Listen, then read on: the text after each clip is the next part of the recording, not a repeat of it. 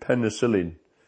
And then at the end of the week, instead of shipping me out to Japan, they sent me back, but it was only a matter of another month, and I was back again with another bout of pneumonia. But I'd had a previous one when we was called out the line and we was in rest, what they call in rest.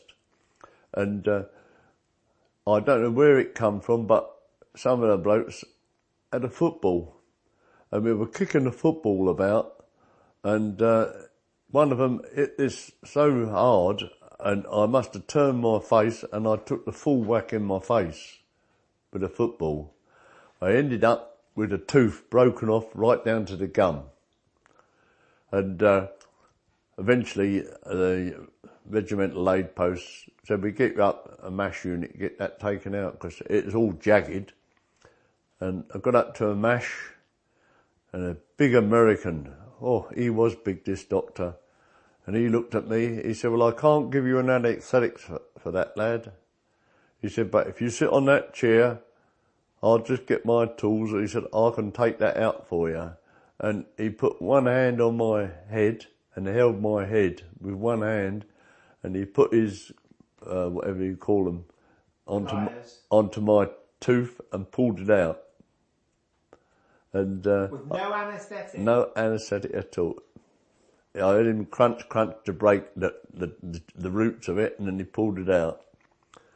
But from that day, I never ever frightened of going to a dentist. Never. Serious. But that was MASH, because we didn't have... What was the setup like there? I mean, how big is a MASH unit for anybody who hasn't watched MASH? Well, it was just like a big marquee tent. That's all that was. I can't remember too much of the outside, because when I first arrived, I was in a real bad state with pneumonia. So were you ever accompanied by journalists? Do you remember seeing any journalists? When we first arrived in Korea, there was journalists, because there was 2 or 3 that were killed.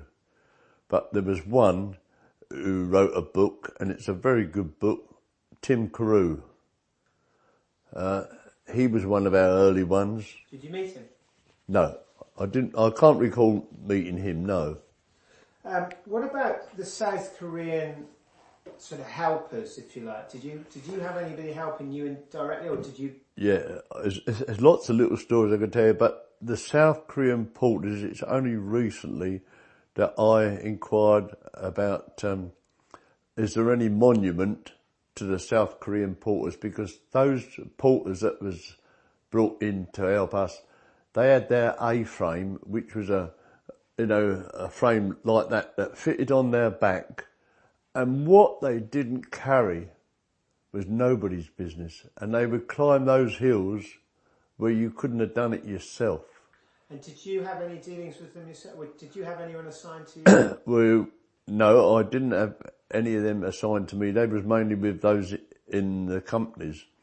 But we had some of the younger ones with us. But it's strange, they was always called Kim. They was all Kim.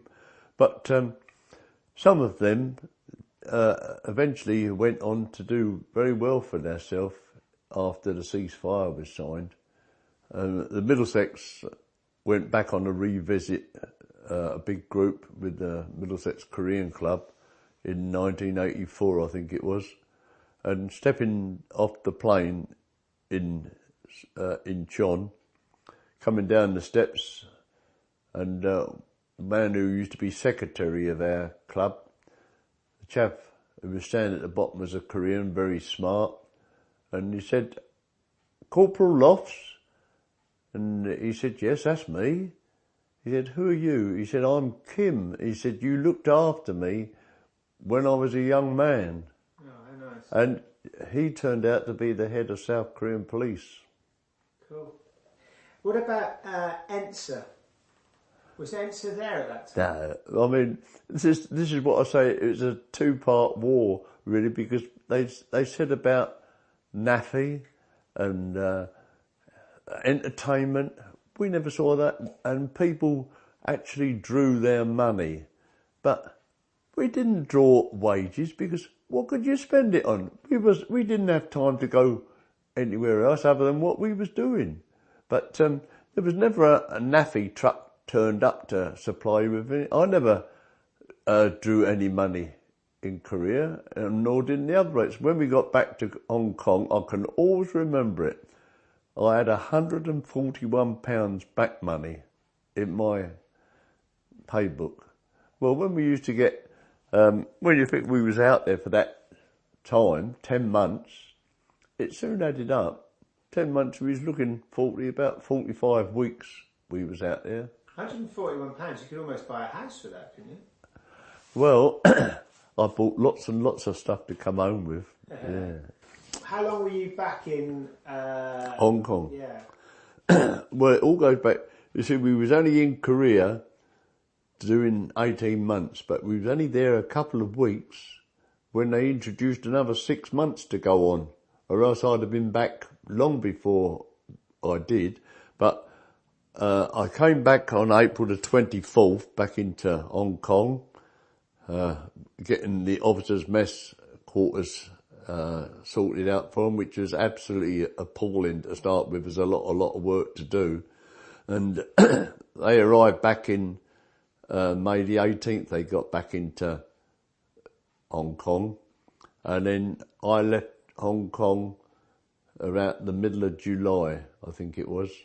Then after arriving back in England, we were on board the HMT Orwell, but there was troops that was coming back from Korea and Japan. Although we in the Middlesex, we were the first out there, we didn't have the ribbons, etc. to do. It was only ribbons. We didn't have the medals. We didn't have the ribbons to say that we'd been in Korea. And all these blokes said, you've had it easy there in Hong Kong. We've been in the thick of it. And so we said, yeah, and so was we. We was the first out there. But getting to Southampton, there was no one there to welcome us in those days. No one knew.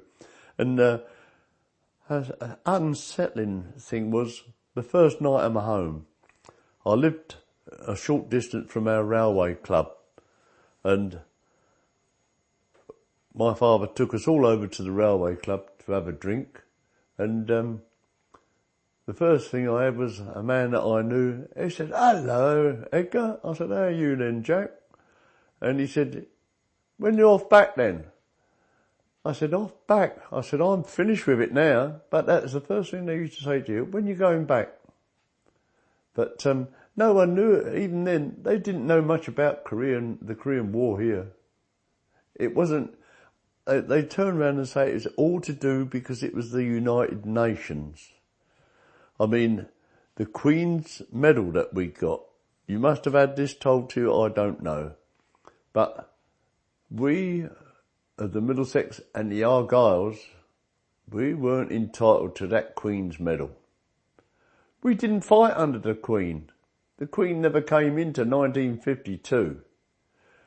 We should have had King George VI on our medal, but many of the men that fought in Korea came back to Hong Kong and then went to Malaya. And the Black Watch, they went from Korea to Kenya. But when you see them with their medals up, they've got the Queen's medal with the Queen's head on it, and next to it, going further to the left, is the King's head with Kenya, which is wrong.